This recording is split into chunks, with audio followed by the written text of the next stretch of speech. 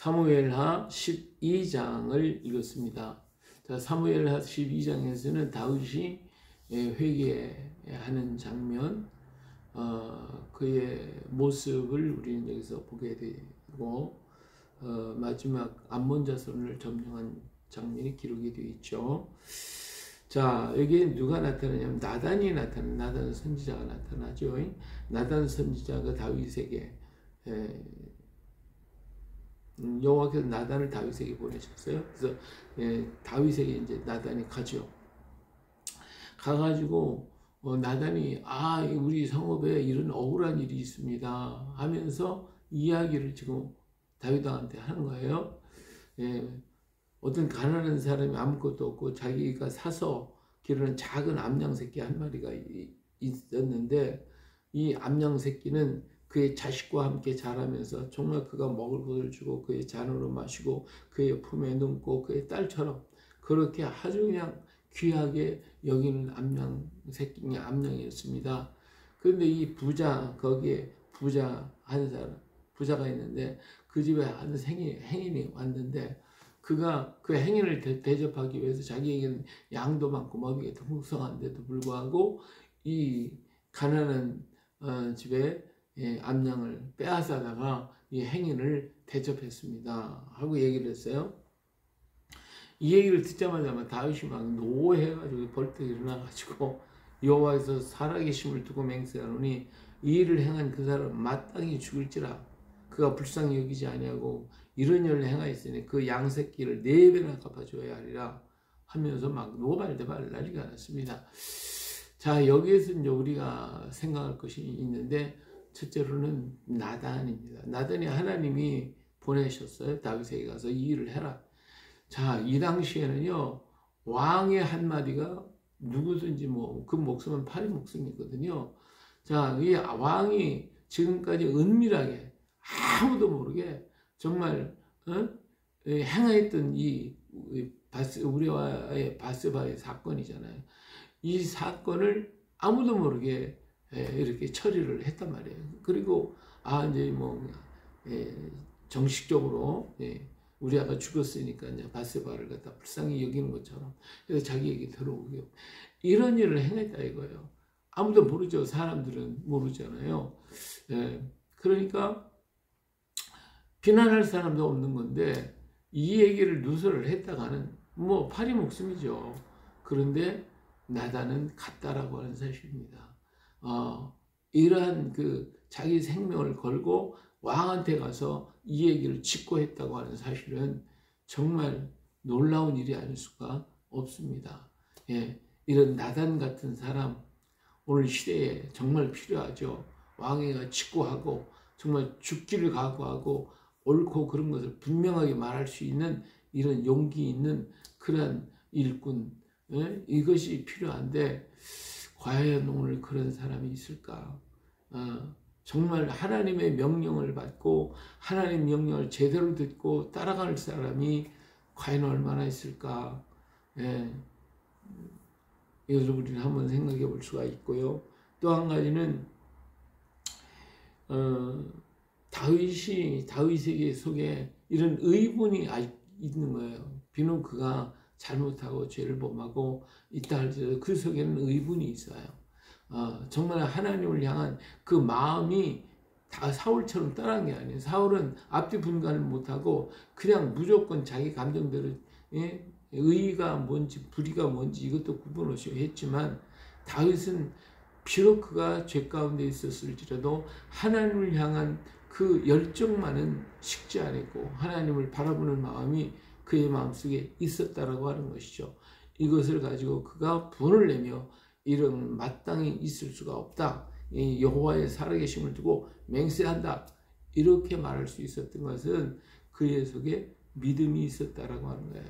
그렇기 때문에 이 나단 선지자를 죽일 수도 있음에도 불구하고 죽이지도 아니하고 그 일을 누설한 나단을 보내는 정말 그 속에 하나님의 을 향한 신앙은 살아있다라는 것이죠. 오늘 우리가 신앙이 있다가 중간에 믿음이 약해져서 떨어진 사람들이 있어요. 근데 이런 사람들이 무조건 그냥 타락했거나 버림받은 사람들이 아니라 그들이 술을 마시고 죄를 범하면서도 하나님 앞에 기도하는 사람들이 있거든요. 이것이 좀 이상하게 생각할지는 모르지만 그 속에 꺼지지 않은 불이 있다고 하는 거. 언젠가 그들은 돌아올 것이고 그들은 깨닫고 하나님 앞에 엎드릴 날이 오게 될 것입니다.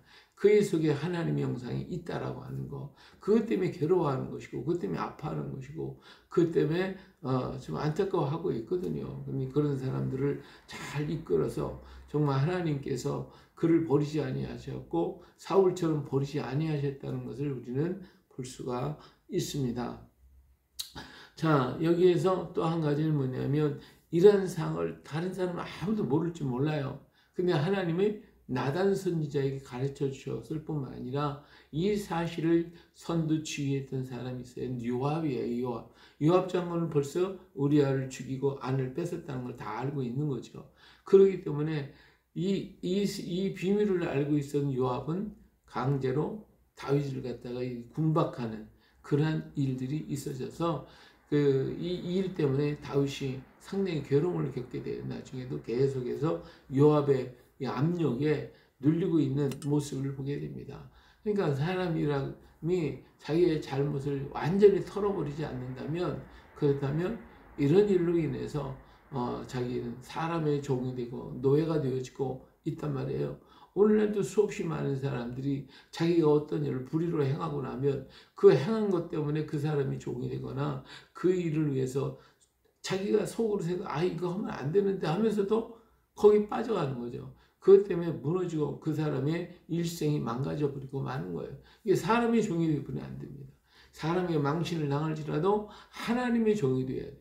그래야 하나님이 그를 붙들고 나가지. 사람의 종이 되면 사람은 그를 갖다 군박하고 그의 노예로 삼고 그의 종으로 삼아서 결국은 그의 만년이 비참하게 되어지고 말아요. 또 그가 무너질 때 같이 무너지는 거예요. 이것이 인간의 어리석음인데 그것이 마치 뭐나 큰 것이나 된 것처럼 그렇게 한단 말이에요. 과거에도 보니까 수없이 많은 정치인들이 사람들이 정치가들 무슨 그런 사람의 백을 믿고 뭐를 믿고 해가지고 그렇게 자기 날치고 그냥 꽤나 무한 것처럼 하다가 함께 망하는 일들이 얼마나 많은 얘기예요. 역사 속에서 움직이는 수없이 많은 일들을 바라보면 그들의 삶이 온전했냐? 그렇지 못했다라고 하는 것입니다. 권불 10년이라는 말이 있어요. 얼마 갈 수가 없어요. 인간의 모든 것은 무너질 때 같이 무너지고 세상 물건 불탈 때 같이 불타버리고 마는 것입니다. 인간의 노예가 될 것이냐 하나님의 종으로 하나님의 자녀로 살 것인가. 나는 하나님 앞에 가서 은혜 받으시니 종이 되겠습니다. 말할지라도 하나님 우리를 자녀로 부르셨지 종으로 부르시지 않거든요. 근데 하나님께서 주신 그 사명, 자 나타내 보세요. 하나님의 종처럼 살았잖아요. 그렇지만 그가 죽었습니까? 그가 망했습니까? 그건 절대로 그렇지 않아요. 하나님이 그를 붙드시고 그를 위대하고 높은 정말 오늘 시대 속에 나단 같은 그런 일꾼이 있기를 오늘도 수없이 많은 사람이 원하고 바라는 것 아니겠어요? 이처럼 아름다운 모습으로 쓸 수가 있었던 것을 알 수가 있습니다. 사람의 종이 되면 망하고 하나님의 종이 되면 위대해지는 거예요. 그것 때문에 우리가 죽는다 할지라도 그것 때문에 핍박을 받는다 할지라도 어때요? 그런 위대한 하나님의 종으로 인정을 받게 되어지는 것입니다.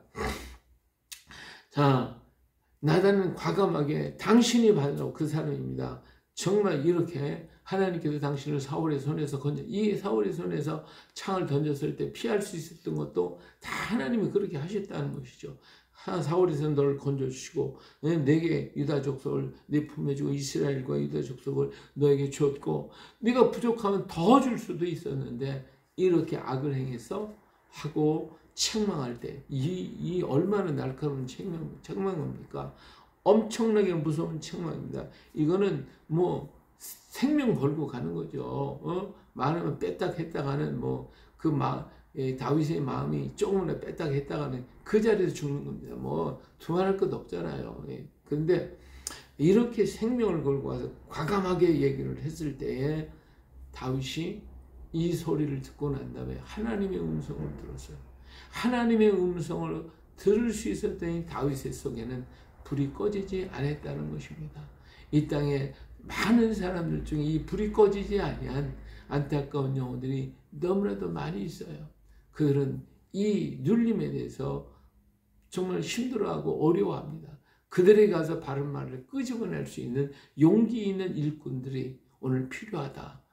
오늘 믿음의 백성, 정말 주의 사명을 받은 사람들이 가서 외치고 절에서 그들을 빨리 끌어내 그들 속에 다시 하나님의 은혜에 회복하고 그들이 하나님의 일을 할 수 있는 일꾼들로 만드는데 우리가 최선을 다해야 할 줄로 믿습니다. 나단은 생명 걸고 일을 했기 때문에 위대한 역사, 불이 꺼져서 죄 가운데 같이 묻혀서 두려움과 공포 속에 떨고 있을 수밖에 없는 다윗을 거기서 건져내가지고 다시 하나님의 사랑을 회복하고 하나님의 은혜를 회복할 수 있는 일꾼으로 세워졌다고 하는 거.